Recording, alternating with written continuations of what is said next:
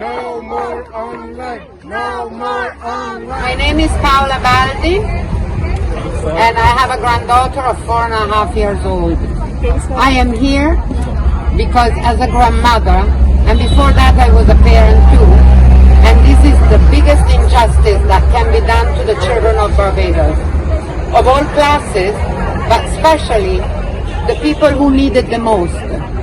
The people who are in the housing area, the people who don't have the support of grandmother, uncle, and other, let's say, blanket of protection. So we need our children back in school. We need the children of Barbados back in school. We can take the children to Shefet, yet we cannot take them back to their classes. We can go to Kensington and watch cricket, yet we cannot take our children back to their classes. Why is that? Why is that? Ask yourself that question. So if you care for your children. What are some of the challenges you've been encountering or having to supervise your... Well, first of all,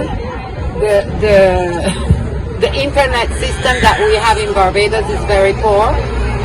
So sometimes, you know, the line drops and so on. I've had children, even my husband's staff at the office is bringing their child to the office because the mother has a job, and you know, we were elastic enough to allow to bring the children to the office because they don't have good internet at home. So we try to help in any way we can.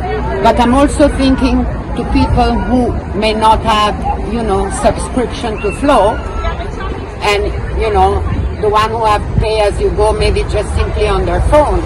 And this is a great injustice that we do to the children of Barbados. Children need to socialize, children need to be among themselves, among adults, and this is simply not right. Because if we allow the children to go back to school, to have an education that, as we are told, is supposed to sprint us in the 21st century and beyond, we need these children to be educated, to have the capacity to use their own thinking. Because, you know, lack of education is just as worse as any slavery that has been lived in the past.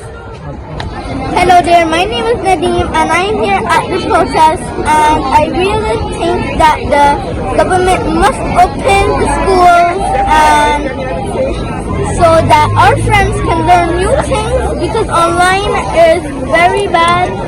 Because online there you can just sit down, but at school you can remember your friends and everything. You can learn and you can play with your friends and you can learn more stuff and you can play every day. It was almost 2 years. So what future impact are we looking at? You know what?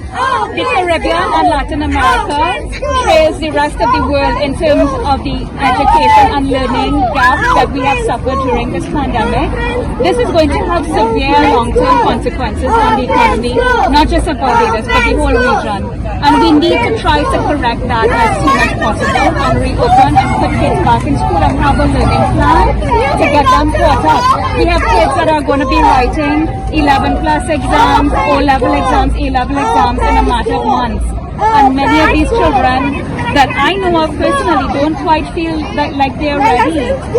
This is a serious thing. It's going to have consequences for a long time, and this is the last thing developing countries need.